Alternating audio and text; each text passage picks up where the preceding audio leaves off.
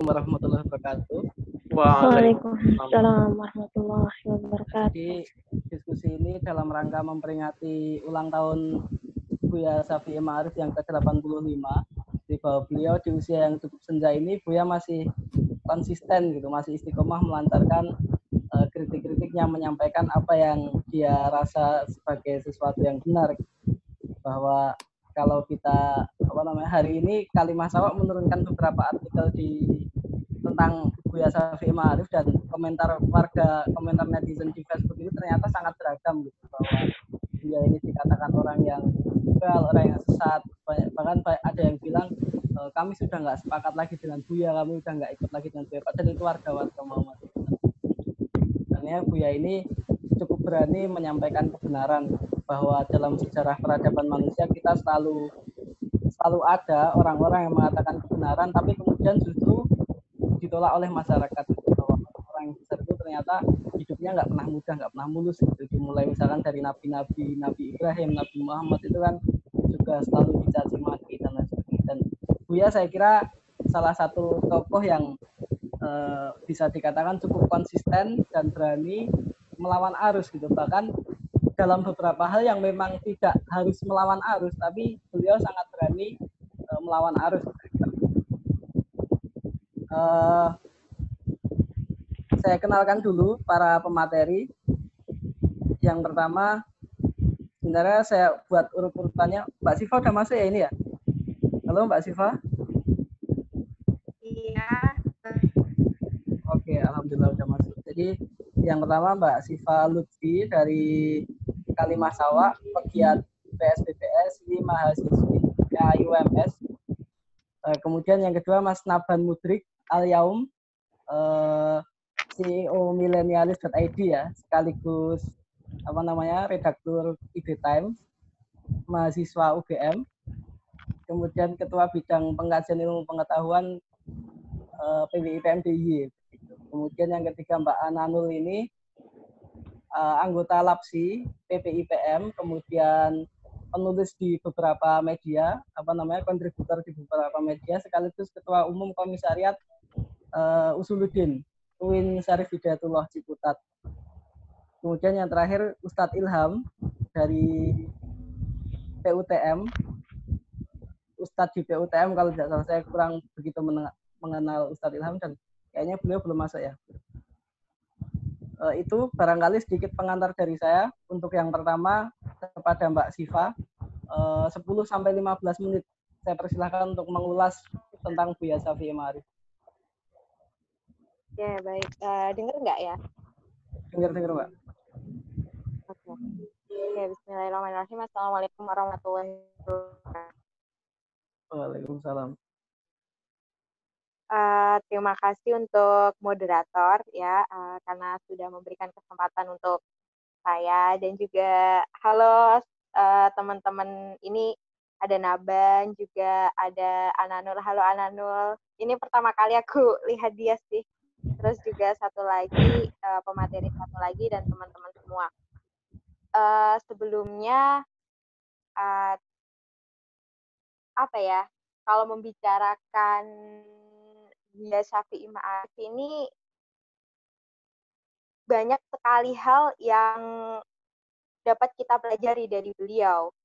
Nah, di usia beliau yang sekarang udah 85 tahun, sebelumnya saya ingin menyampaikan selamat ulang tahun Buya Syafi'i. Semoga selalu sehat dan selalu memberikan kontribusi untuk Indonesia. Bismillahirrahmanirrahim. Sebenarnya ini kan tadi temanya ya, Buya Syafi'i masa milenial gitu. Jadi kalau kita itu sebagai milenial kan jarang banget gitu kan bisa sowan langsung, kecuali yang memiliki privilege sama beliau gitu kan. Jadi lebih banyaknya kayak saya nih, kalau kayak saya nih jarang, kayaknya baru sekali ketemu sama beliau, tapi alhamdulillah memiliki banyak karya ya kan buku. Jadi mulai gagasan beliau itu dengan beliau. Nah, pelajari Buya Syafi'i Ma'arif itu juga mempelajari bangsa, karena kita tahu bahwa beliau ini dengan bangsa-bangsanya gitu. Lagi karena beliau memiliki pemahaman sejarah yang baik, di setiap dalam tulisan-tulisan beliau tidak pernah kehilangan konteksnya.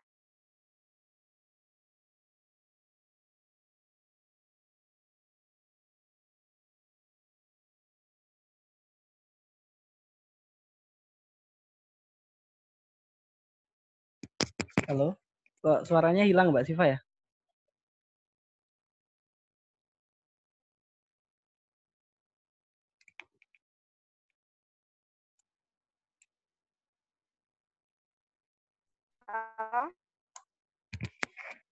Halo Mbak. Ya, maaf, jadi lagi ada error, nggak tahu kenapa. Oke. Jadi lanjutin lagi ya. Iya ya. Oke. Jadi Gus Dur itu pernah bilang ya bahwa si Buya Syafi'i Ma'arif ini emang orang yang luar biasa gitu. Bahkan beliau menyebut bahwa dia adalah salah satu dari 3 pendekar dari Chicago bersama dengan Amin Rais, kemudian juga Bapak Nurholis Majid, seperti itu. Nah, saya sebagai orang yang masih muda,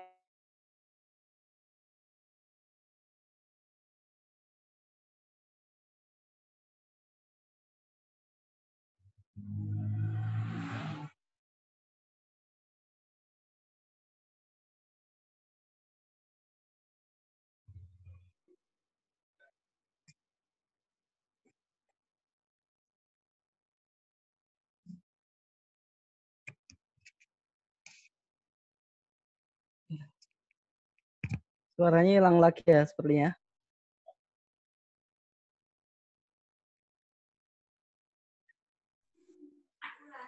Di pending dulu aja pembicara selanjutnya. Oke. Ini udah masuk sih. Halo Mbak Siva. ya, maaf ya, Eh, malu-malu banget. atau disiapkan dulu aja Mbak? Sebenarnya udah siap sih, cuman ini apa itu kadang tuh sinyalnya tuh suka hilang-hilang gitu. Oh gitu. Oke, Iya. kalau misalkan stabil mau nggak dilanjutkan? Oh iya, aku cuma mau ini aja sih, nyampein 3 hal yang menurut aku sebagai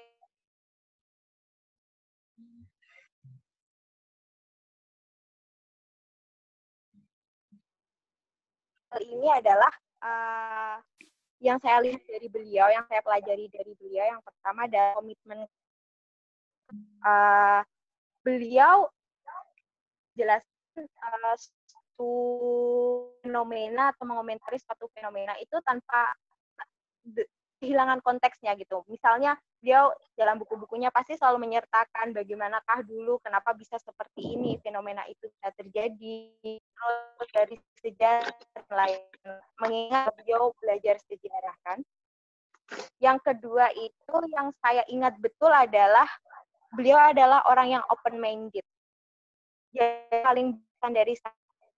Beliau open-minded dan ini sangat sangat itu kan gitu ke anak-anak muda zaman sekarang ya, terlebih juga saya dan teman-teman seangkatan maupun ya pokoknya yang muda ya.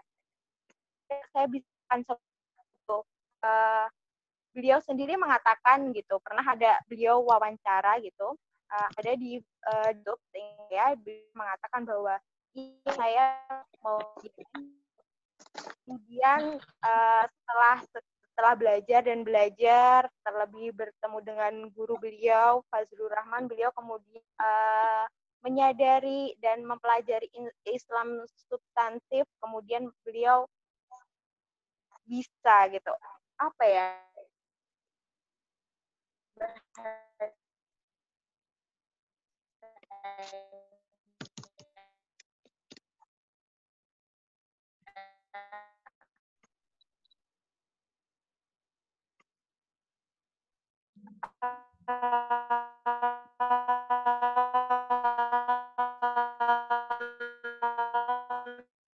Mbak Siva suaranya hilang-hilang.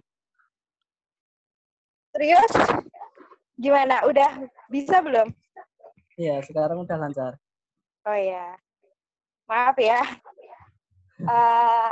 anak-anak muda gitu, terlebih saya mungkin, dan saya lihat beberapa fenomena ini sering terjadi, bahwa ketika kita sudah membaca satu buku, belajar dari satu kiai atau belajar dari satu ustadz, maka kita merasa bahwa itu adalah yang paling benar dan itu adalah yang harus ditiru oleh semua orang. Nah, Buya Syafi'i ini dalam laku hidupnya mengajarkan bahwa nggak harus kayak gitu, bahwa open minded itu bagus untuk dilaksanakan, dan beliau memang memberikan contohnya itu gitu. Kemudian beliau juga pernah ada sebuah cerita, saya pernah baca artikel tentang beliau, meskipun beliau itu menolak PKI gitu, pandangan tentang PKI, tapi beliau tidak membatasi siswa-siswanya, mahasiswanya untuk mencari tahu tentang hal itu. Jadi open minded adalah hal kedua yang benar-benar membekas gitu. Pelajaran dari laku beliau yang benar-benar membekas pada saya. Terus yang terakhir adalah semangat literasi. Yang ketiga adalah semangat literasi. Jadi beliau ini meskipun sudah 85 tahun, sudah sepuh, tapi beliau tidak pernah berhenti menulis gitu ya. Produktif lah istilahnya. Beliau tetap menulis. Kalau misalkan diminta untuk menjadi pembicara, beliau juga mau gitu kan, aktif dalam artian ia membagikan pengetahuan beliau. Ini kan salah satu dari bagian literasi itu ya, apa itu namanya, membaca, menulis, berdiskusi gitu kan. Nah, satu hal lagi yang membuat saya benar-benar terkesan itu adalah tulisan beliau itu nongol di apa itu namanya, di media-media mainstream, dan itu kan kalau kita kayak anak muda zaman sekarang kan susah untuk membuat konsisten gitu, untuk konsisten menulis gitu kan, mulai dari beliau masih muda gitu sampai sekarang dan masih saja produktif. Itu sih 3 pelajaran yang benar-benar saya dapat dari sosok beliau. Gitu. Udah 10 menit belum, Pak Moderator? Udah. Oh ya, kelebihan ya, maaf ya. Mungkin bisa dilanjut ke teman yang lain. Oke, terima kasih Mbak Siva tadi menceritakan bagaimana perubahan Buya. Konon Buya ini dulu adalah orang yang percaya dengan negara Islam gitu, penganut paham negara Islam. Kemudian setelah bertemu Fazlur Rahman, istilahnya itu dicuci otaknya oleh Fazlur Rahman, akhirnya sekarang menjadi seorang Buya yang otentik, menjadi Muslim sekaligus menjadi warga negara Indonesia yang baik. Oke, selanjutnya kepada Mas Naban, kami persilahkan. Monggo Mas. Ya, terima kasih kesempatannya Mas Yusuf. Bismillahirrahmanirrahim. Assalamualaikum warahmatullahi wabarakatuh. Teman-teman semua yang sudah bergabung dari mana-mana ini saya lihat, ada yang dari PM, ada yang dari IMM, mungkin juga dari teman-teman milenial secara umum, belum juga mungkin ada yang di YouTube. Nah, di sini saya akan membawa cerita aja sih sebenarnya, nggak kesan-kesan banget yang keren-keren, yang pemikiran banget kayak teman-teman yang lain yang bakal nge-share, tapi aku bakal cerita aja. Tadi Mbak Siva mungkin cerita tentang pemikirannya, nanti Ananul juga nggak jauh-jauh, mungkin juga Mas Ustadz Ilham juga nggak jauh-jauh dari itu, tapi aku bakal cerita aja. Aku bakal cerita, nanti ada beberapa hal yang aku ceritain, terutama di sini aku lihat-lihat, aku kira-kira bisa dibilang satu alma mater sama Buya gitu. Satu alma mater sama Buya, di Mualimin. Jadi aku di Mualimin, dulu Buya juga di Mualimin. Sampai sekarang Buya itu tokoh yang cukup cukup terpandang, cukup disegani gitu di Mualimin, selalu di istilahnya jadi alumnus yang membanggakan gitu. Kira-kira seperti itu. Nah, tapi istilah itu juga nggak datang begitu saja. Aku punya cerita yang sangat unik sekali. Jadi Buya itu bahkan di Mualimin pun, nggak cuma di luar, itu dipandang liberal. Itu disebut liberal. Buya dipandang seperti itu. Di Mualimin juga, di Mualimin yang itu alma maternya sendiri. Yang mungkin ada temannya atau adik kelasnya dulu mengajar di Mualimin gitu. Itu kira-kira seperti itu gitu. Jadi sebelum kasus Ahok, sebelum kasus 212 itu sudah ada pandangan seperti itu. Aku pikir pasti pada 212 itu jauh lebih parah lagi anggapan semacam itu. Ini teman-teman kalau suaraku kurang jelas nanti tolong dibilangin aja ya. Nggak apa-apa langsung omongin pakai audio, pakai suara gitu. Jadi aku lanjutkan. Jadi aku nggak akan cerita tentang baik-baiknya atau memuji aja. Aku bakal coba memberikan perspektif lain gitu.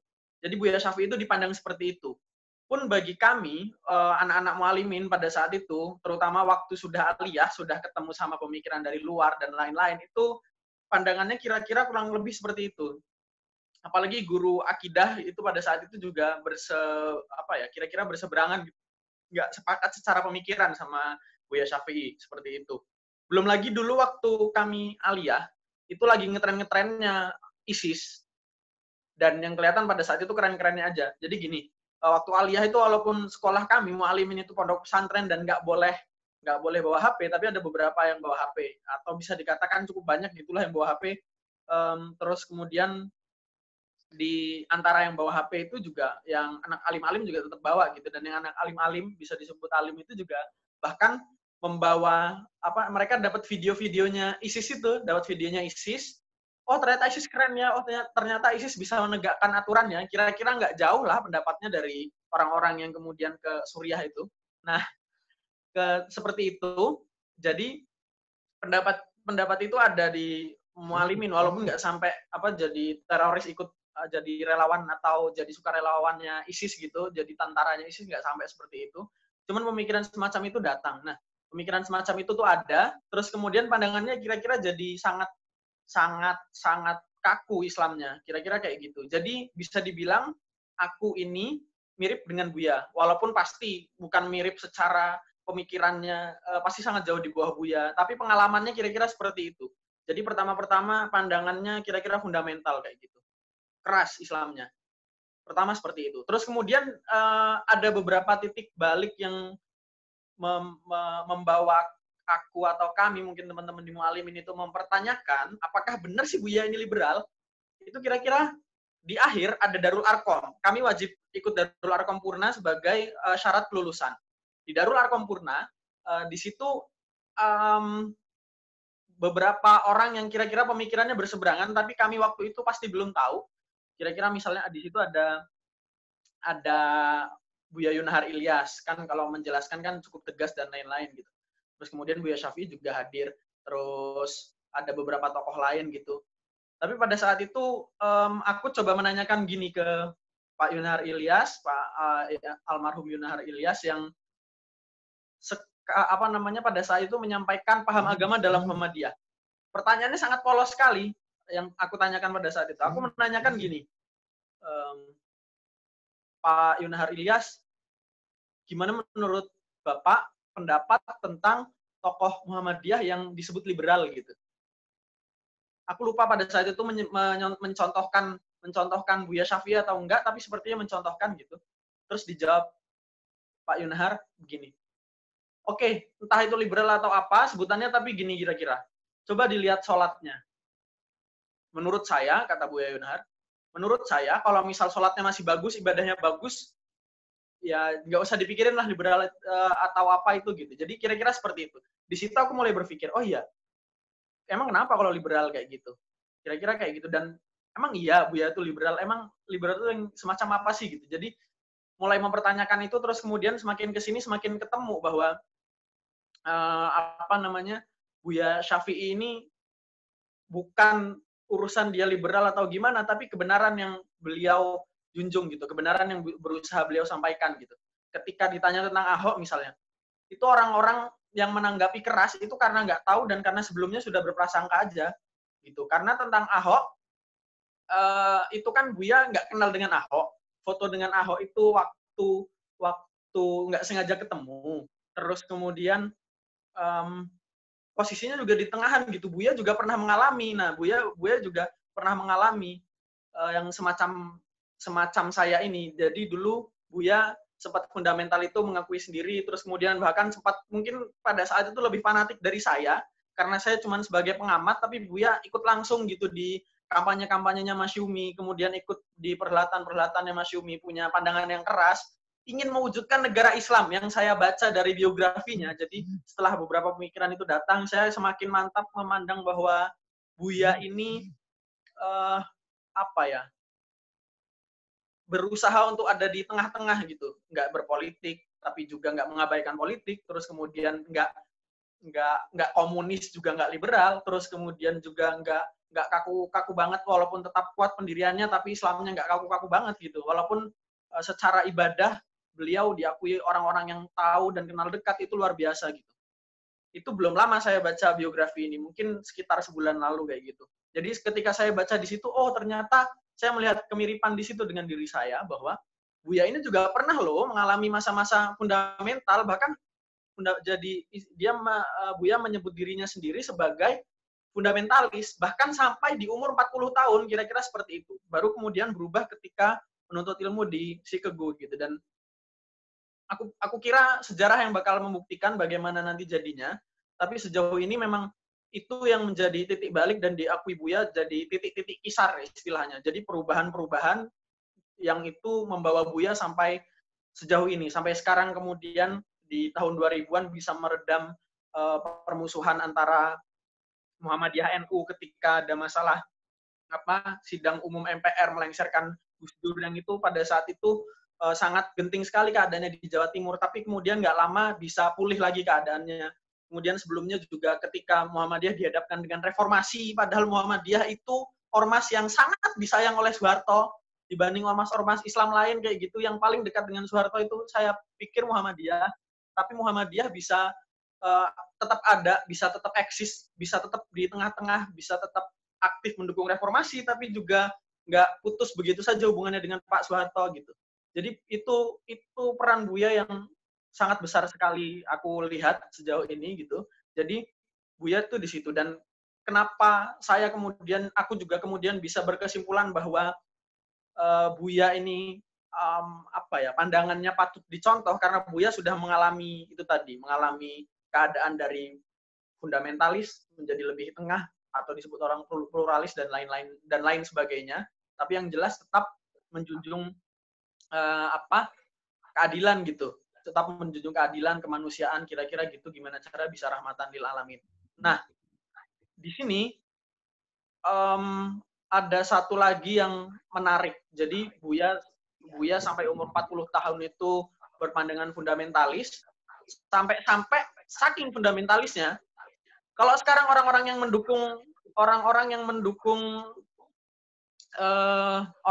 mendukung negara Islam itu membenci Buya tuh pernah bilang sendiri ke Fazlur Rahman di biografinya, pengakuan Buya, bahwa dia bilang ke Fazlur Rahman, berikanlah 1/4 ilmumu kepadaku, lalu aku akan menjadikan Indonesia negara Islam.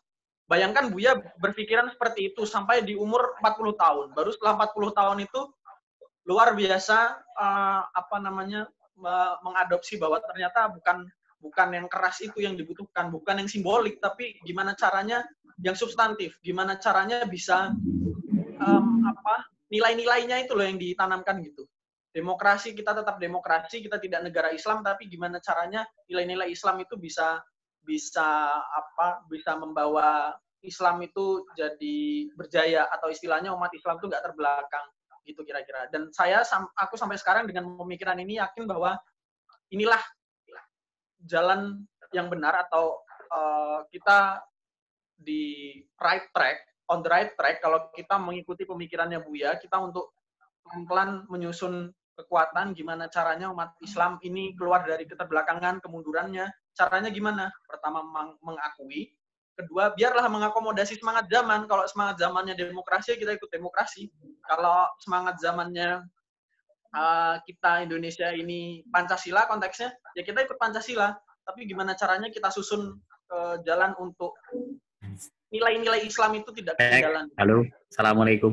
Semacam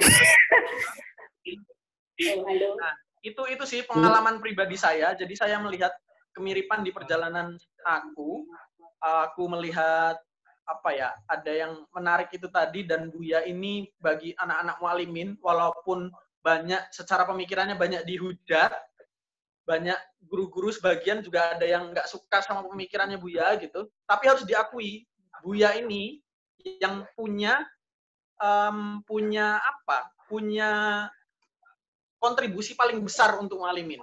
Dulu setelah gempa Jogja, benar-benar gedung mualimin itu luluh lantak, rata, nggak bisa dipakai lagi, harus dibangun. Pada saat itu miliaran yang dibutuhkan. Kalau nggak salah nominalnya antara 8-15 miliar. Nah, itu Buya yang punya kontribusi besar. Dan sampai sekarang usia Buya masuk ke kepala 8 pun, Buya masih berkontribusi. Belum ada pelanjutnya Buya gitu. Jadi sampai sekarang mualimin mau pindah ke gedung terpadu, tadinya di Jogja dengan asrama yang terpisah-pisah, mau pindah ke Sedayu untuk gedung terpadu, itu juga masih Buya gitu. Jadi hubungan orang-orang ke Buya itu kayak love and hate relationship gitu loh. Oke, benci tapi juga nggak bisa bilang benci karena juga cinta gitu. Dan makanya saya nggak mau kayak orang-orang yang love hate itu. Jadi aku berusaha untuk punya semangat Buya walaupun masih muda, gimana caranya meniru dengan cara-caranya anak muda gitu. Secara pribadi, secara ibadah kuat, bagus, tapi untuk muamalahnya luas. Politik nggak terlalu kaku, nggak terlalu fanatik, gimana caranya, pokoknya goalnya adalah kita bisa membangun peradaban gitu. Islam punya nilai-nilai yang kuat, tapi gimana caranya menerapkan itu. Gitu kira-kira pengalaman pribadiku sendiri. Mungkin itu aja yang bisa aku sampaikan, Mas Yusuf. Sudah 10 menit lebih juga, hampir 15 menit. Silahkan melanjutkan, nanti kita bisa ngobrol-ngobrol kalau diperlukan. Itu aja dari aku, terima kasih. Oke, sama-sama Mas Naban, luar biasa. Mas Naban ini kita sama-sama doakan lah bakal jadi penerus Buya gitu kan, Neo Buya Syafi'i gitu kan. Jadi ada beberapa irisan saya kira. Yang pertama sama-sama di Mualimin, sama-sama di Jogja, dan sama-sama dari Pulau Sumatera ya Mas. Ya kan? Buya ini orang Padang, Mas Naban ini orang Lampung. Jadi ya nanti kita lihat kedepannya seperti apa gitu. Saya ingin cek dulu Ustadz Ilham, sepertinya udah masuk ya Ustadz Ilham. Siap, udah. Oke, terima kasih. Selamat datang Ustadz Ilham. Kita persilahkan kepada Mbak Ananul dulu, nanti terakhir Ustadz Ilham gitu. Monggo Mbak Ananul. Oke, makasih Yusuf. Ya, yang pertama saya ucapkan terima kasih kepada Kalimah Sawa yang telah mengundang saya gitu ya untuk menjadi pembicara pada malam hari ini. Saya deg-degan soalnya pembicara yang lain luar biasa gitu pengalamannya dengan Buya. Kalau saya hanya bertemu Buya setiap hari Selasa di Koran Republika. Biasanya dia ada di Resonansi. Itu Buya selalu menulis di situ, dan itu juga yang membuat saya selalu, oh ini tokoh Muhammadiyah yang terus menulis walau sudah senja gitu. Jadi benar-benar menginspirasi saya gitu ya, sebagai yang disebut sebagai tadi karena judulnya ini milenial ya. Jadi saya mungkin akan sedikit memberikan tanggapan saya lah sebagai milenial gitu. Ya, Buya Syafi'i ini pertama kali aku dengar itu waktu SD ketika belajar KMD. Nah, ternyata beliau orang Sumatera, sama seperti saya orang Sumatera, tetapi beda provinsi. Ya, kemudian menarik, sebenarnya nggak terlalu bertemu dengan Buya Syafi'i, bahkan sampai sekarang belum pernah bertatap muka dengan beliau secara langsung dan mengobrol. Saya hanya membaca resonansi di Republika setiap hari Selasa, dan mungkin beberapa tulisannya serta banyak pengakuan tentang beliau. Apalagi di beberapa hari yang lalu banyak sekali tulisan yang mengakui sebuah pengakuan kepada Buya Syafi'i Ma'arif. Tentunya mungkin lebih meriletkan gitu. Saya sebagai milenial Islam gitu ya, anak milenial karena lahir di tahun 99, mungkin saya yang termuda di sini. Salam kenal Mbak Siva dan Ustadz Ilham. Saya belum pernah bertemu. Kalau Kanaban, Yusuf pernah.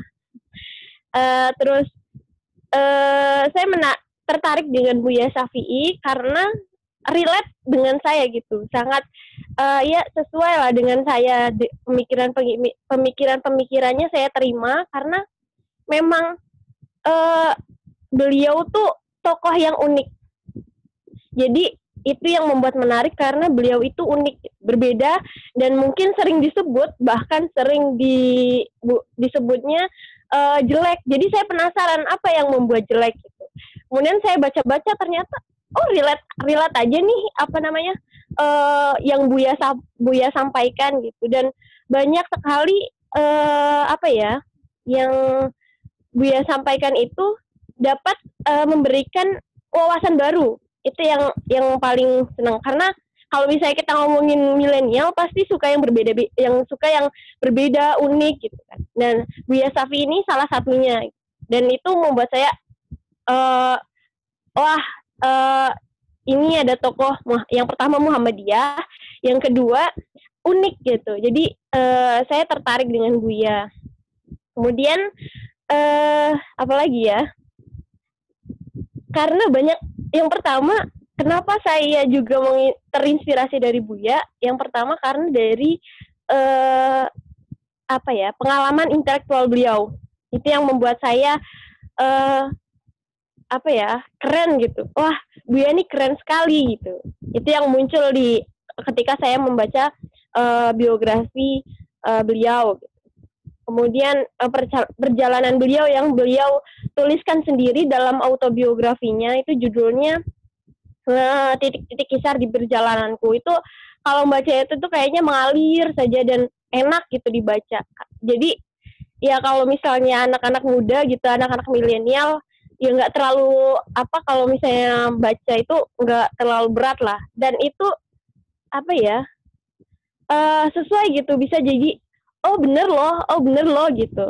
Kayak misalnya beliau itu ketika mengatakan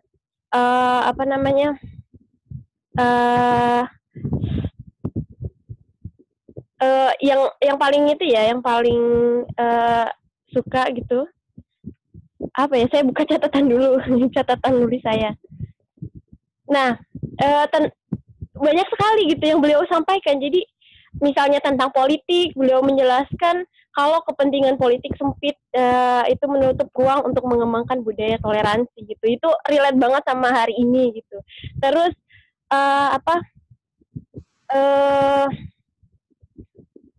yang pertama ya, banyak kritik beliau yang memang mudah untuk diingat, unik, dan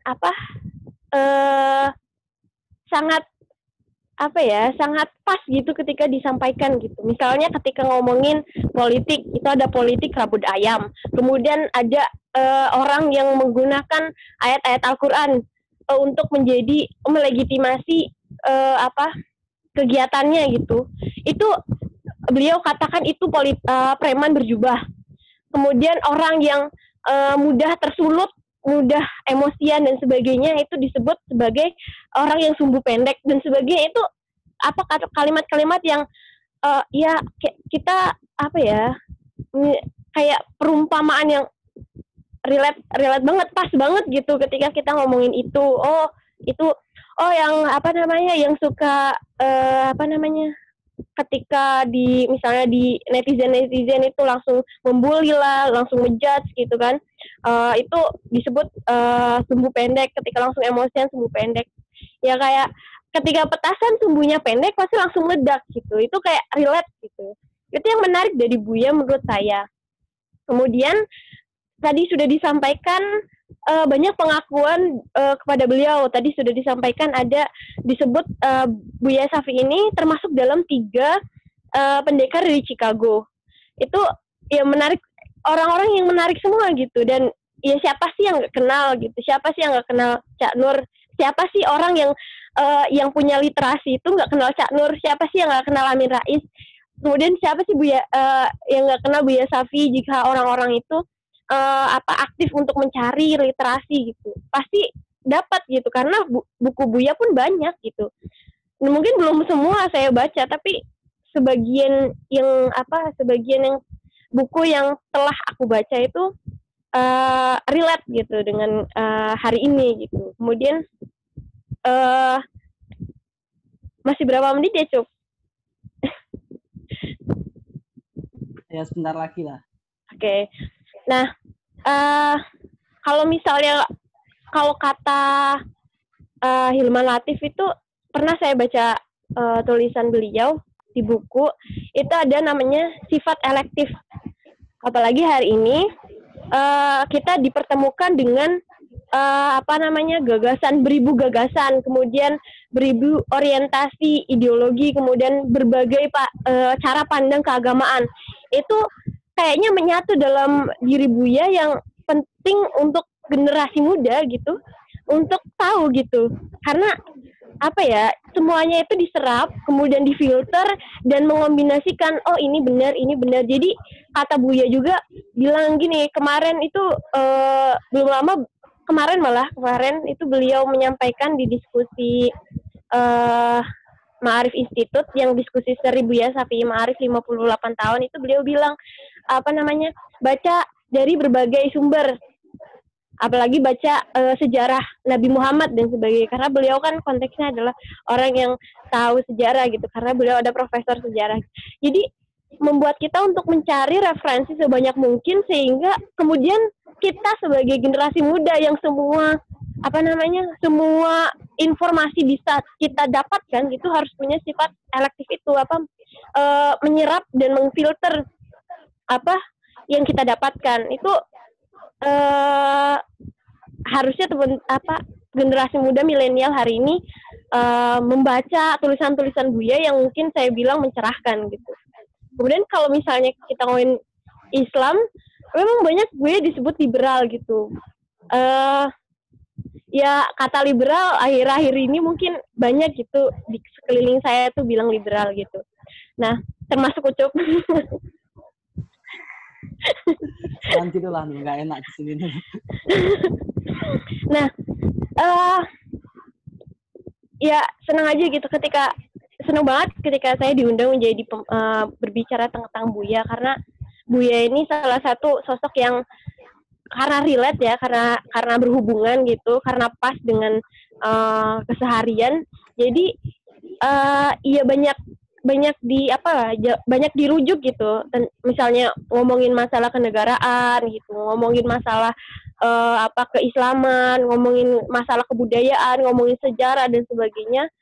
Kayaknya milenial Islam harus membaca buku-buku beliau, harus membaca tulisan-tulisan beliau, dan ya senang aja ketika baca tulisan beliau, kayak ada pencerahan baru, ada ilmu-ilmu baru yang bahkan mungkin dari Buya saja gitu, atau karena mungkin keterbatasan keilmuan saya, keterbatasan akses saya, jadi banyak kalau tulisan beliau yang oh iya ya gitu. Jadi tapi kita sebagai generasi milenial harus pandai-pandai memfilter gitu. Kadang itu menjadi wawasan saja, atau ini benar, kemudian dilaksanakan seperti itu. Kemudian sudah 85 tahun ya buku beliau, luar biasa lah beliau tuh menurut saya, karena ketika beliau jadi ketua Muhammadiyah saya baru lahir gitu kan, baru lahir pas Buya itu menjabat kan tahun 1998 sampai, nah saya lahirnya 99, jadi saya belum tahu apa-apa saat itu. Ya intinya Buya itu salah satu sosok yang kalau dibilang otentik gitu, unik dan menarik gitu. Jadi jangan sampai kita sebagai generasi muda yang dibilang Buya sumbu pendek, kita harus cari dulu, kita baca dulu sampai kita tahu ini loh. Jadi jangan ikut-ikutan, menurut saya jangan ikut-ikutan gitu. Kita harus cek dulu, misalnya kita contoh dari Buya ya, misalnya dari Buya tentang Ahok gitu. Beliau mencari dulu sebelum ngomongin oh Ahok gini gitu. Oh Ahok gini, tapi beliau mencari dulu, dibaca dulu gitu kan. Dilihat dulu videonya dan sebagainya. Terus kemudian Buya menyampaikan oh ini pemikirannya, ini pandangannya. Jadi kayak jujur gitu menurut beliau gitu, bukan menurut apa namanya? Menurut kebanyakan orang, tapi beliau punya sisi yang berbeda gitu. Ternyata oh ini loh, ternyata gini loh, ternyata gini loh. Jadi beliau juga ya banyak membuka lah sisi pandang lain, persepsi lain gitu dari kebanyakan orang. Kayak beliau unik. Nah, yang saya suka dari dari beliau di bukunya titik-titik kisar di perjalananku itu suka beliau katakan bahwa manusia itu terbatas, kemampuannya juga terbatas, ya kan? Kalau misalnya kita sebagai manusia gitu ya, jauh dari kemahakuasaan Allah, bahkan sedikit sekali yang jauh, pokoknya atribut maha kuasa, maha tahu itu jauh gitu. Makanya manusia itu terbatas. Tapi yang paling saya suka itu beliau Buya Syafi'i bilang bahwa keingintahuan adalah tanpa batas. Jadi kita bisa kalau bahasa sekarang tuh kepo. Kita harus kepo terhadap segala hal, kemudian mencari tahu, dan kemudian punya pandangan sendiri gitu. Jadi menjadi diri yang otentik. Nah itu yang saya suka dari Buya itu, yaitu karena beliau sampai bilang bahwa ini ya yang di buku titik-titik kisar perjalanan itu, beliau bilang bahwa memang fisiknya sudah rentah, tapi keingintahuan itu hanya akan berhenti ketika di pemberhentian terakhir. Kata beliau, pemberhentian terakhir adalah maut gitu. Jadi semangat belajar beliau, semangat membaca, semangat menulis yang kita bisa lihat gitu secara real gitu. Beliau memang banyak menulis, kemudian banyak membaca gitu. Kemarin beliau mengaku sendiri bahwa selama pandemi ini beliau banyak membaca buku, kemudian nah itu menjadi tamparan bagi kita generasi muda yang jauh di bawah Buya, bahkan jauh sekali dengan Buya, itu harus turut gitu memberikan asupan kepada diri ini supaya lebih lebih berwawasan luas gitu. Jadi pandangan kita tidak sempit, kemudian wawasan kita melangit gitu. Jadi itu yang mungkin saya menarik dari Buya. Mungkin itu aja. Terima kasih. Mungkin selanjutnya bisa. Ya. Kasih Ucup. Oke, terima kasih Ananul, sama-sama. Saya kira irisan Buya dengan Ananul ini adalah sama-sama dihujat sebagai orang liberal gitu ya. Jadi saya sedikit bercerita, kemarin Ananul menulis tentang perempuan haid boleh puasa, itu kemudian yang diterbitkan oleh IBTM itu mendapatkan hujatan yang luar biasa dari netizen gitu ya. Ya sama-sama sudah merasakan lah, kira-kira nanti bakal kuat apa enggak nih jadi penerusnya Buya gitu. Terakhir, pembicara terakhir Ustadz Ilham, apakah sudah siap? Halo, Ustadz Ilham, udah on ya? Suaranya belum masuk, Ustadz. Cek, gimana? Udah ada. Oke. Monggo langsung menyampaikan bagaimana Buya dalam perspektif anak muda. Oke. Assalamualaikum warahmatullahi wabarakatuh. Saya dari santricendekia.com, terus juga ada mungkin dari Muhammadiyah OR ID. Sebenarnya saya bukan seorang pemuja, bukan juga seorang pengkritik, jadi memposisikan Buya ya seperti biasa saja lah. Artinya tidak pernah menghujat, juga tidak pernah mengkritik, dan juga tidak pernah memuja.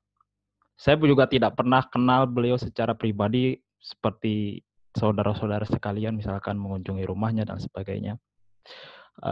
Tapi beberapa belakangan kali ini karena disuruh saja ini, saya membaca tulisan-tulisan Buya itu betul di Republika. Tapi sebelum itu menarik juga untuk melihat bagaimana kacamata Gus Dur tentang 3 pendekar Chicago itu tadi. Jadi tulisan itu diterbitkan di Tempo, majalah Tempo tahun 1993. Kita harus tahu bahwa tulisan itu lahir karena Gus Dur pada waktu itu sedikit gemas dengan gerakan Islam modernis yang menurutnya terlalu dekat dengan Orde Baru. Yang kemudian lahirlah apa yang disebut dengan ICMI, Ikatan Cendekiawan Muslim Indonesia. Nah, tulisan Gus Dur itu menarik karena dia nakal, karena satir. Dia bilang bahwa lulusan Chicago itu nggak kompak. Misalkan Amin Rais mengembangkan tauhid sosial, terus kemudian Cak Nur mengembangkan pluralisme agama. Kemudian Syafi'i Ma'arif itu mengembangkan ya mungkin tersebut saja toleransi antar umat manusia.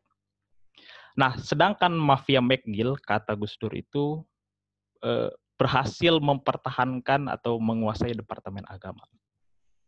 Nah, tulisan Gus Dur ini menurut saya menarik karena menggambarkan struktur pemikiran Buya yang paling awal, yaitu perjuangannya terhadap toleransi, kemanusiaan, dan mungkin juga pluralisme.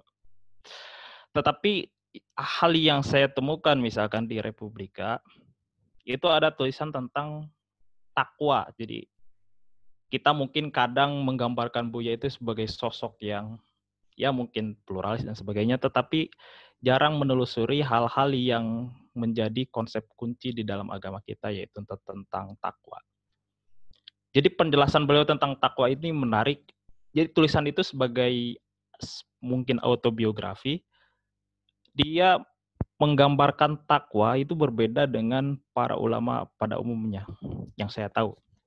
Kalau para ulama klasik memandang takwa itu sebagai ketakutan kepada Allah Subhanahu wa taala. Tetapi kalau Buya itu saya melihatnya di tulisan Republika itu, dia bilang bahwa takwa itu bukan tujuan, tetapi itu adalah berupa perjalanan.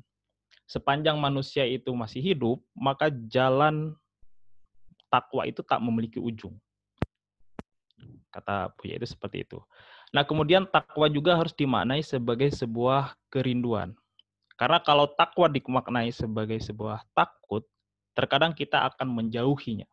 Tetapi kalau kita maknai takwa sebagai sebuah kerinduan, maka dia akan mendekatkan kita kepada Sang Pencipta. Itu menurut Buya.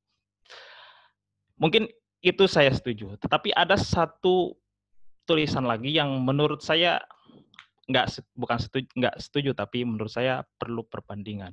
Yaitu beliau mengatakan di tulisan yang di Republika dengan judul apa ya?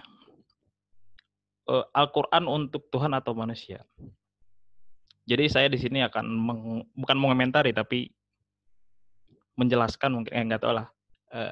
Dia bilang bahwa dia ada, maksudnya Allah, tetapi wujudnya berada di luar gambaran nalar manusia. Nah, mungkin ini berpandangan sama seperti para mutakalimun era klasik, yaitu memandang bahwa Allah itu sebagai tanzih. Jadi tanzih itu Tuhan sebagai entitas yang tidak serupa dengan semua makhluk. Itu menurut Buya. Nah, kemudian mungkin pemikiran tentang Allah sebagai sosok tanzih ini mengantarkan Buya pada gagasan yang sudah lama beliau perjuangkan, yaitu pluralisme agama atau dalam bahasa MUI itu sebagai kesamaan agama-agama. Tapi mungkin di sini kalau nggak ada yang tidak sependapat bahwa pluralisme itu menyamakan semua agama, ya tidak masalah. Tapi saya mengambil pengertian itu dari sana. Nah, karena Tuhan itu sebagai entitas tanzih atau sebagai zat yang melampaui atom dan aksiden kalau dalam bahasa ilmu kalam klasik, itu membawa pengertian yang sedikit menyimpang. Bukan menyimpang, maksudnya bergeser di era sekarang. Misalkan oleh tulisan Ulil Absar Abdallah, karena Imam Al-Ghazali mengatakan bahwa Tuhan itu tanzih, dia kemudian menyimpulkan bahwa kita tidak boleh memperolok Tuhan yang lain, karena apa yang kita kenal sebagai Tuhan mungkin itu bukan Tuhan. Ya kira-kira gambaran mudahnya seperti itulah. Tetapi apa yang disayangkan dari seorang Buya ini adalah beliau tidak terlalu, ya mungkin beliau tidak terlalu menguasai turos mungkin. Meskipun kalau diadukan dengan saya, beliau lebih jago lah. Tapi yang saya lihat mungkin beliau tidak terlalu bagus dalam membaca turos dibandingkan dengan Cak Nur. Karena disertasi Cak Nur itu kan tentang Ibnu Taimiyah kalau nggak salah. Sedangkan Buya itu tentang apa ya, politik di Indonesia atau kalau nggak salah. Itu, jadi kalau menangkap atau kalau mengambil pemikiran Buya dari segi keagamaan, mungkin turusnya nggak banyak, tetapi kita bisa mengambil hal-hal yang lebih positif daripada mengambil pemikiran beliau yang masih menjadi problematis di dalam ranah kalam. Tapi kalau ditelusuri lebih lanjut, misalkan, kalau Tuhan itu tanzih atau dia berada di luar jauhar dan arad, atau berada di luar atom dan aksiden, tidak berarti bahwa Tuhan itu tidak bisa kita kenal. Ya mungkin ini penjelasannya bisa dibacalah di santricendekia.com. Karena ini agak rumit sebab ini berkaitan dengan perdebatan kalam klasik.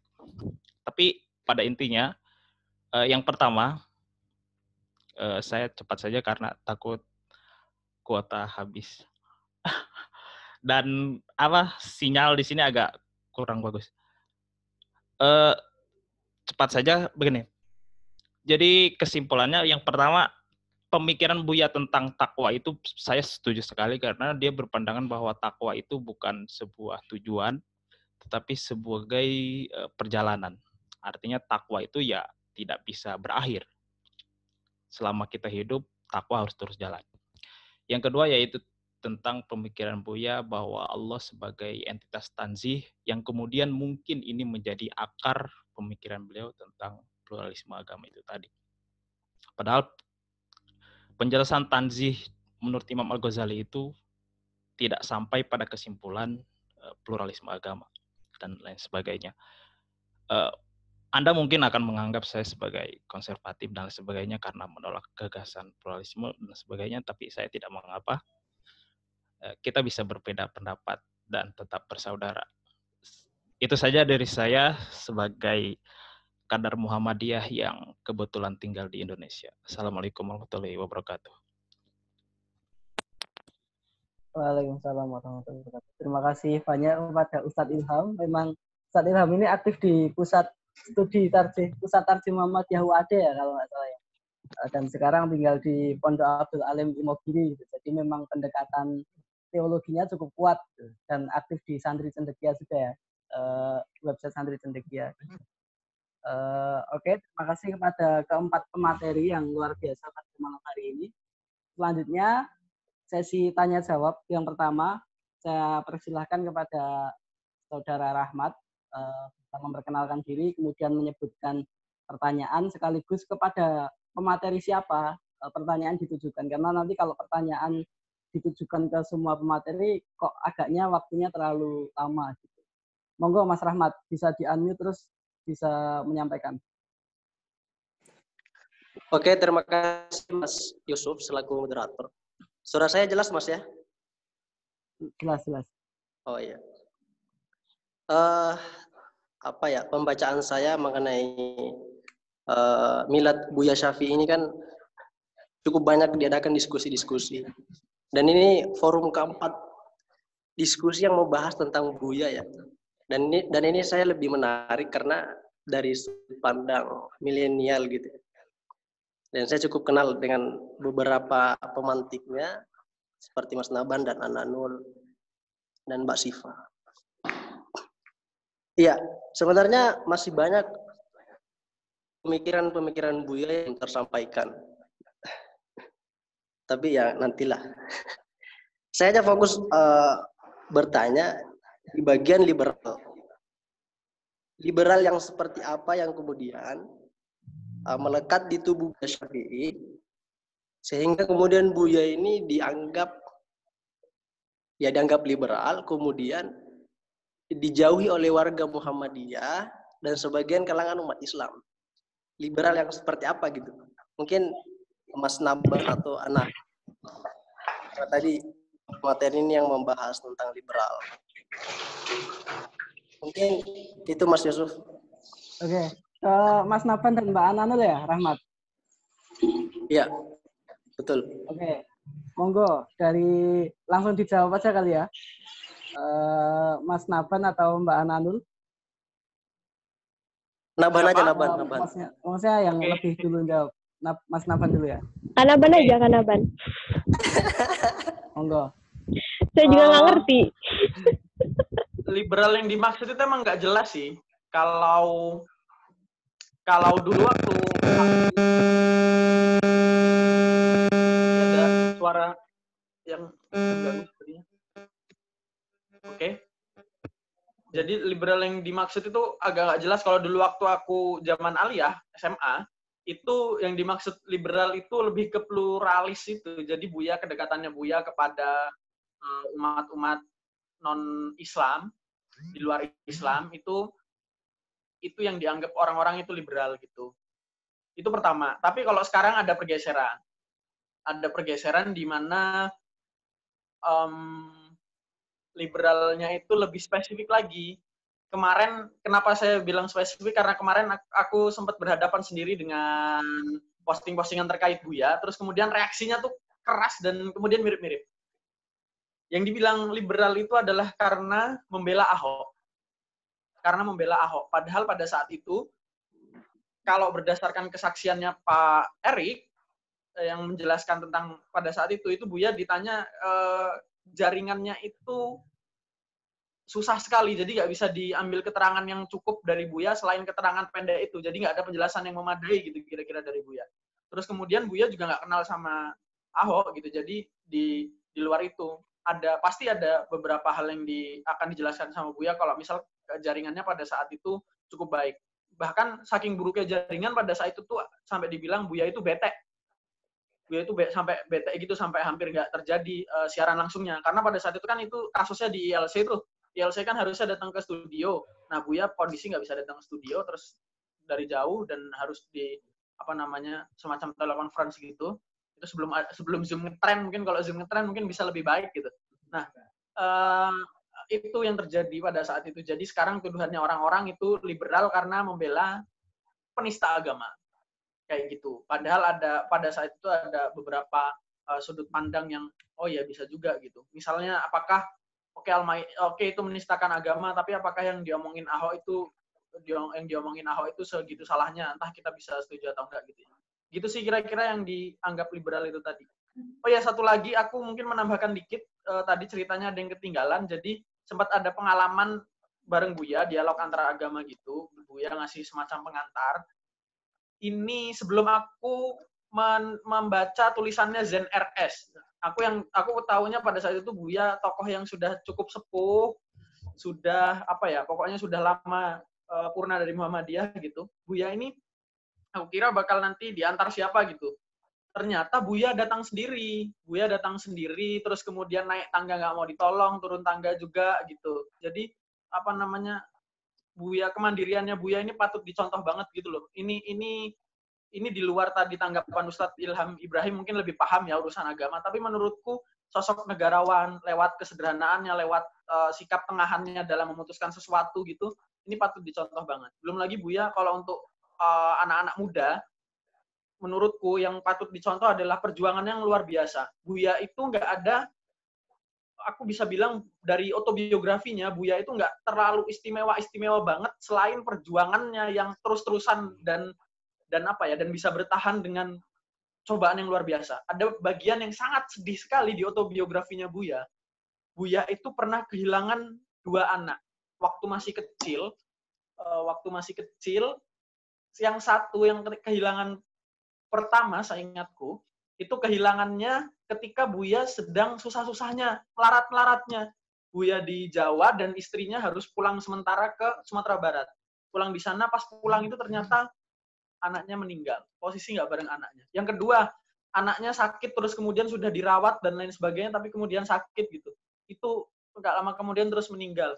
Itu anak kedua. Sekarang anaknya cuma satu yang hidup sampai sekarang, sampai setelah menikah gitu.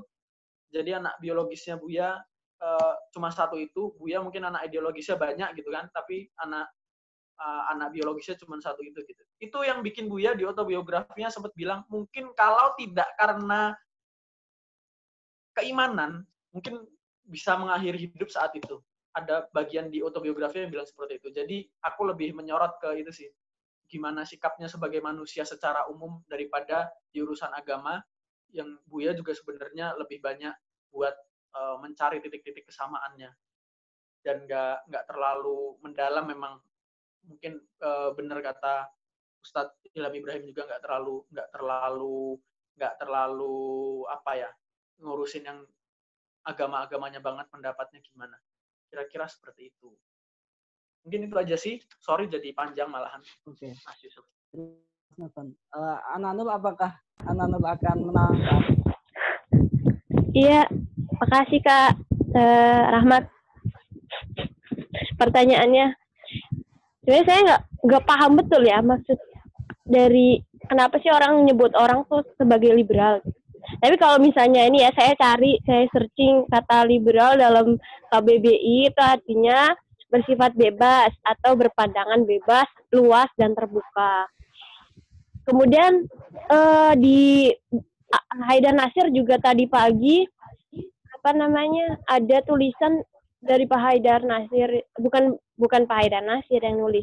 Ini Haidar Nasir, itu judulnya Haidar Nasir, Buya Syafi'i Ma'arif adalah Bapak Bangsa. Dan di dalamnya itu ada kalimat bahwa Buya Syafi'i merupakan sosok yang liberal dalam makna positif. Mungkin bisa dibaca sendiri nanti ya. Terus di sini dia mampu keluar dari tatanan status quo, terutama dalam pemikirannya yang menghasilkan Hitoh Muhammadiyah di tahun 2002 di Denpasar. Hitoh Denpasar. Dakwah kulturalnya saat itu pun menjadi polemik di tubuh persyarikatan. Mungkin itu yang menyebabkan kenapa Buya Syafi'i mungkin tidak disukai gitu. Kalau di beberapa grup itu Buya Syafi'i itu bukan salah satu ketua umum Muhammadiyah yang bisa dicontoh gitu kalau di sebuah grup bilang gitu.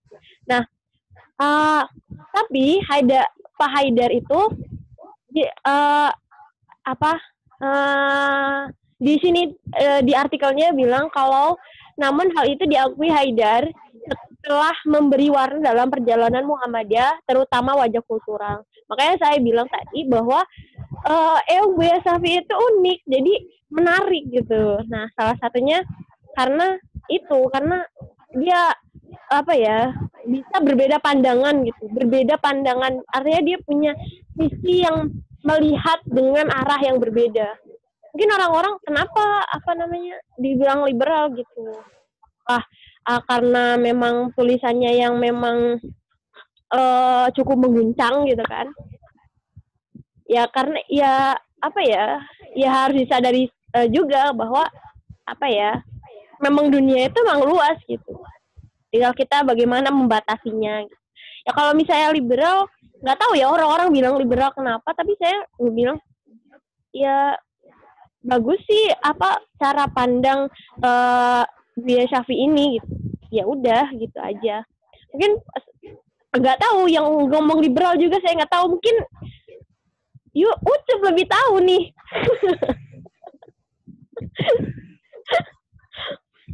Ya nggak tahu, pokoknya itulah Itulah. Jadi intinya yang ngomong liberal itu yang mikirnya sangat hitam putih gitu kalau menurutku. Yang halal haram ya. Kalau udah berbeda jadinya haram gitu ya. Betul. Iya. Tapi kita harus menjadi orang yang berbeda loh, karena memang Allah itu menciptakan manusia itu berbeda-beda. Bahkan orang yang kembar aja ada perbedaannya gitu. Ya jadi diri yang otentik itu punya pandangan sendiri. Ya menurutku menarik gitu. Itu sih. Oke. Yang Cukup ya. Oke, jadi kalau tanya apa makna liberal ke orang-orang liberal kayak ini nggak tahu mereka. Sebenarnya kalau tanya makna liberal itu kan pertanyaan lebih tepat ditanyakan ke orang yang mengatakan liberal gitu, maksudnya apa gitu. Oke, itu. Kemudian kita lanjut ke pertanyaan selanjutnya. Ada Mas siapa tadi, Farhan Alif. Oke, kepada Mas Farhan Alif silahkan memperkenalkan diri, kemudian menyebutkan pertanyaan dan ditujukan kepada siapa. Monggo Mas. Oke, terima kasih. Nama saya Farhan Alif dari IPM Kota Malang, Jawa Timur. Jadi terima kasih kepada Mas Yusuf selaku moderator dan keempat pemateri kita yang luar biasa pada malam hari ini. Ya ini sebenarnya kita mengadakan atau mengikuti diskusi ini tentang Buya di mata milenial. Ini saya berkeyakinan bahwa yang hadir di sini saat ini itu memang orang-orang yang mengagumi, ngefans dengan Buya Syafi'i. Ya meskipun tadi ada yang Mas Ilham tadi mengatakan kalau beliau itu netral gitu ya, tidak mengagumi, tidak tidak terlalu mengkritik, ya seperti itu. Bahkan tadi kalau katanya Mas Alfa sempat nyindir itu paling penak kalau kegiatan ini, diskusi ini itu dihadiri orang-orang yang kontra dengan Buya itu malah lebih seru Mas kayaknya. Oke, jadi gini pertanyaan saya sih, apakah Buya Syafi'i ini dikenal luas oleh milenial secara luas ya? Dikenal secara mendalam gitu loh Mas. Karena kita mengenal Buya Syafi'i itu ya untung-untung kalau kata Mbak Ananul tadi, kalau sekarang itu ya bahkan di kampus-kampus Muhammadiyah, bahkan juga ada aktivis itu masih belum tahu. Mungkin yang tersohor kan di Muhammadiyah ya Pak Amin Rais gitu, karena ada PAN. Meskipun Buya Syafi'i juga masih eksis karena ada Ma'arif Institute kan seperti itu. Nah, atau memang paling mentok itu kenal Buya itu ya dari itu kasusnya Ahok itu waktu Pilkada DKI. Ya saya nggak tahu waktu itu Mbak Ananul atau Mas Alfa yang ada di DKI posisinya seperti apa, apakah juga ikut menyindir Buya atau gimana. Ya mungkin pertanyaan saya lebih menjurus ke bagaimana kita mengenalkan sosok Buya ini kepada para milenial ya, khususnya pelajar dan mahasiswa aktivis. Ya bahkan yang bukan aktivis pun juga harus tahu Buya ini siapa dan bagaimana pemikirannya. Ya terima kasih, itu aja. Mungkin Mas Yusuf juga bisa jawab nanti ya. Pertanyaannya.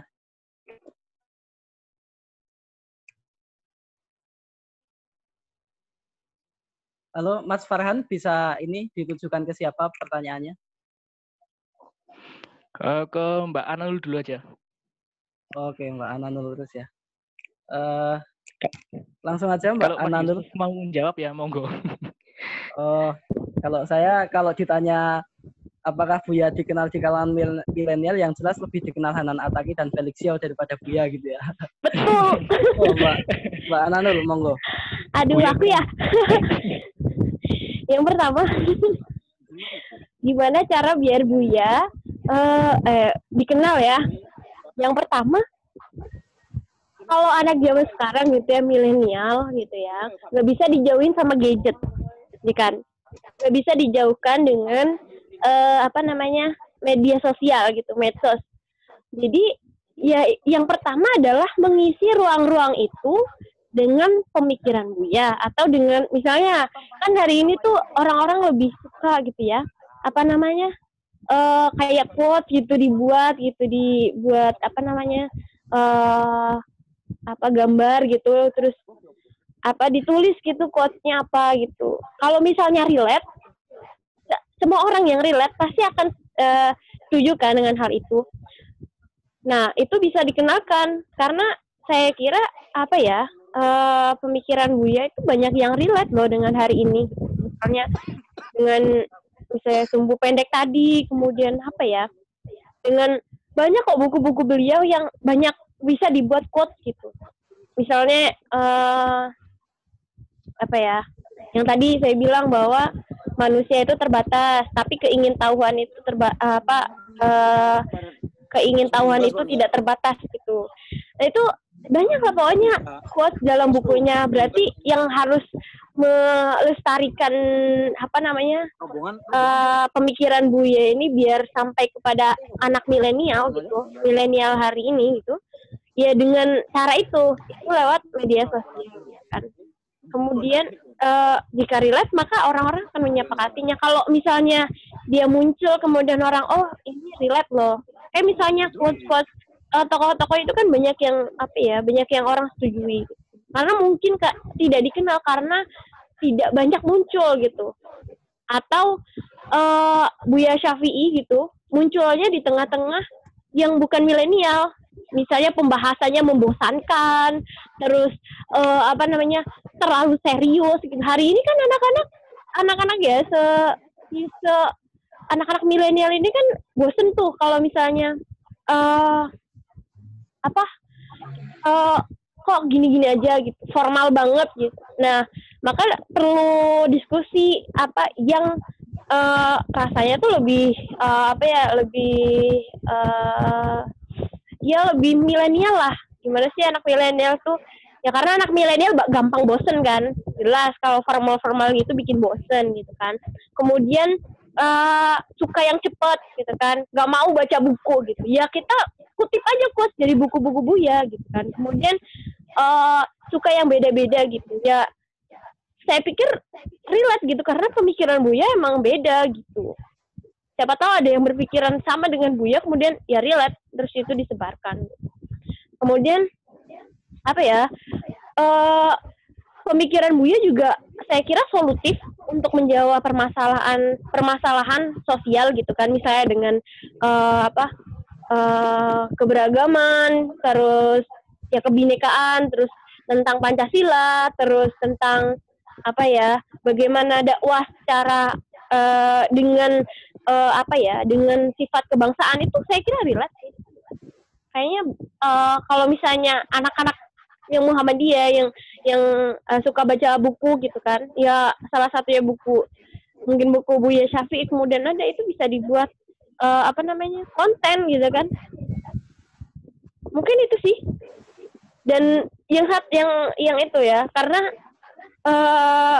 banyak pengakuan, karena saya nggak tahu keseharian Buya seperti apa, tapi banyak pengakuan yang mengatakan bahwa Buya itu sederhana, dia konsisten, kemudian kata dan laku itu sama gitu, jadi kata dan laku itu sejajar gitu.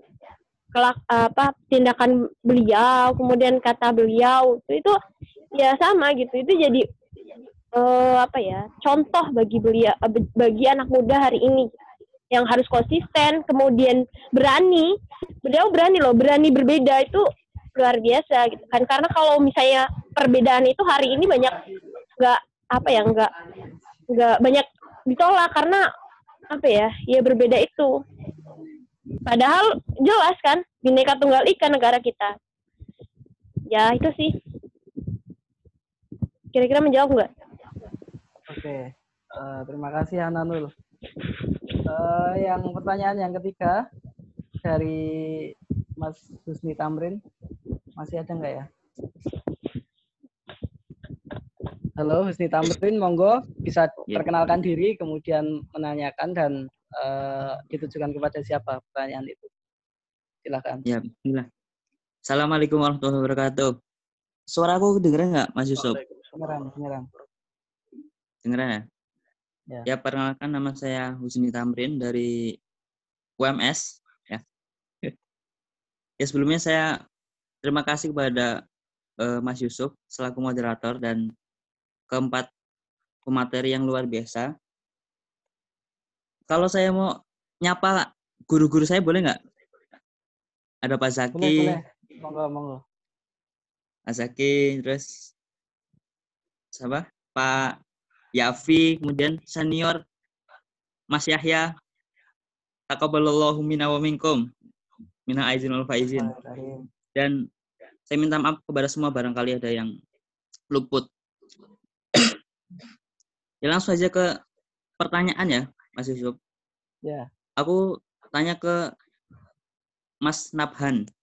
Mungkin yang lebih dekat dengan Buya. Yang satu alma mater lah. Nah, Buya kan atas pemikirannya ya. Banyak yang mencemooh gitu loh. Banyak yang tidak suka dengan pemikiran. Apalagi yang Muhammadiyah di akar rumput. Yang di ranting cabang itu kan, ini apa sih pemikiran ini sih? Nah itu bagaimana Buya itu menghadapi cemoohan masyarakat. Itu aja sih. Oke, Mas Nathan langsung Mas. Oke, langsung aja tanpa pandang bulu. Aku coba sampaikan pendek. Jadi gini, teman-teman. Buya itu sederhananya beberapa kali sudah bilang istilahnya urat takutnya Buya itu sudah putus. Pertama itu, jadi kalau ada yang mencemooh, biasa aja. Buya itu biasa aja. Istilahnya sudah menghadapi cemoohan dan kesulitan hidup yang lebih dari itu udah biasa aja gitu kan. Terus selanjutnya Buya kemarin waktu sempat ngomong di salah satu diskusi itu bilang mengutip Iqbal, syairnya Iqbal, jangan jadi ombak yang hanya berderu atau ribut di pantai, tapi jadilah air bah yang dahsyat kekuatannya di laut lepas, kira-kira gitu. Mungkin banyak kesalahan di sini, tapi kira-kira intinya seperti itu.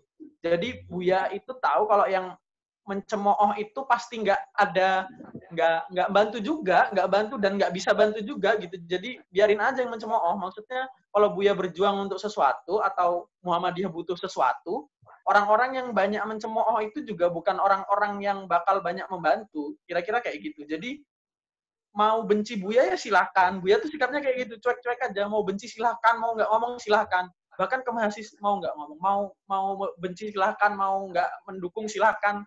Mau mengkritik atau mau menghujat silahkan, biarin aja. Bahkan ke mahasiswanya pun kalau misal Buya dikritik, silakan dikritik, yang penting kalian banyak baca gitu. Kira-kira kayak gitu, cari dari sumber yang kuat. Seperti itu kira-kira. Jadi Buya itu kalau dicemooh ya sudah sangat biasa banget, dan udah Buya nggak mikirin itu gitu. Mungkin di sini juga saya belum menyapa Mas Azaki, lupa. Kalau Mas Azaki itu bilang saya nggak respect lagi sama Buya. Mas Azakin jawabnya gampang kira-kira kalau kayak gitu. Ya udah, Buya juga nggak perlu direspekin, nggak apa-apa kayak gitu. Jadi biasa aja, Buya juga nggak gila hormat. Buya nggak masalah mau dijelek-jelekkan seperti apa, nggak masalah sama sekali. Kira-kira kayak gitu. Dianggap biasa aja sama Buya. Mungkin itu sih yang bisa aku sampaikan. Kira-kira itu karena apa ya? Ya pokoknya nggak ambil pusing gitulah. Terus tadi nambahin yang pendapat kenapa Buya terkenal apa enggak? Aku pikir enggak. Pertama karena budaya metos di Muhammadiyah itu belum cukup baik, entah secara struktural atau kultural.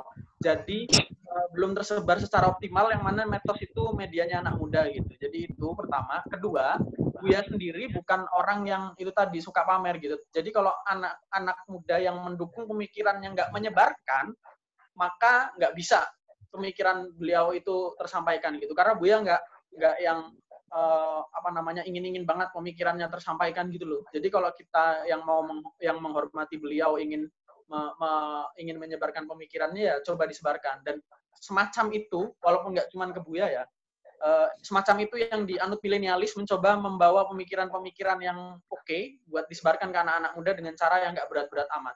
Walaupun sekarang masih di web, semoga nanti ke depannya bisa merambah ke platform yang lain, kira-kira kayak gitu. Dan ini nggak cuma berlaku di Buya, tapi berlaku di semua tokoh lain, termasuk Pak Amin Rais.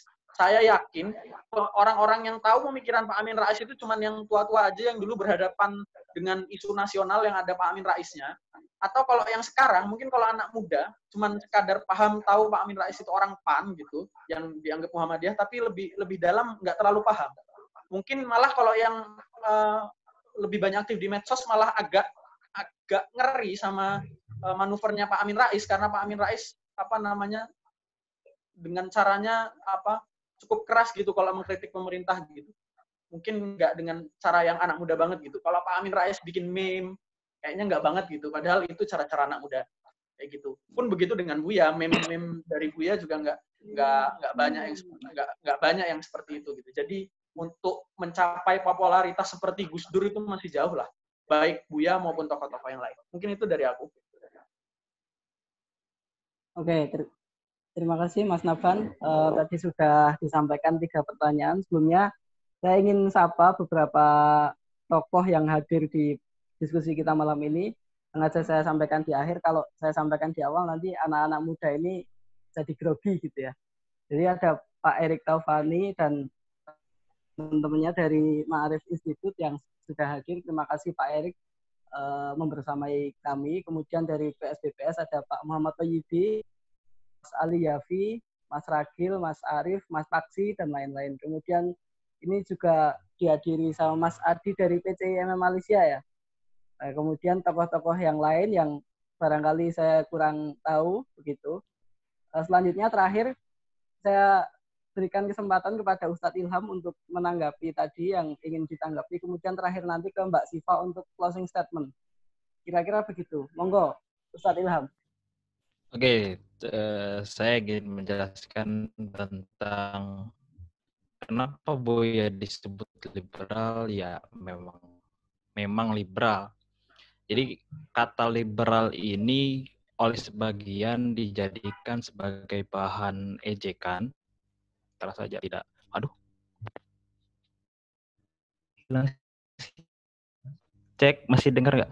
Masih. Monggo. Ya. Jadi kata liberal itu sebetulnya menurut saya agak netral aja sih, tidak bagus dan tidak jelek juga.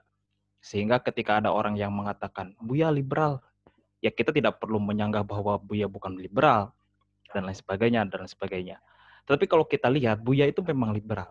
Kalau kita lihat atau membaca buku-buku orang-orang liberal sebut saja begitu, syahadat utama orang liberal itu kan hak individu itu lebih baik daripada kebaikan itu sendiri.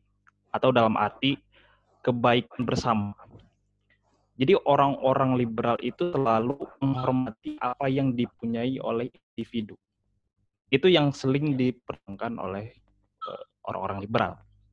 Liberal di Amerika itu mereka membela orang-orang kulit hitam, orang-orang minoritas, orang-orang Islam, dan sebagainya. Liberal di Indonesia itu mereka membela Ahmadiyah, Kristen, dan sebagainya.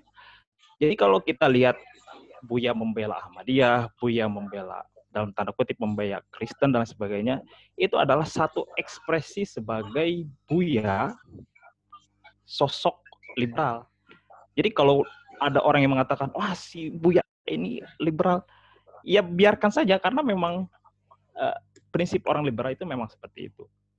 Jadi menurut saya, tapi memang harus disayangkan, kata liberal itu menjadi kurang bagus karena dijadikan sebagai kata ejekan.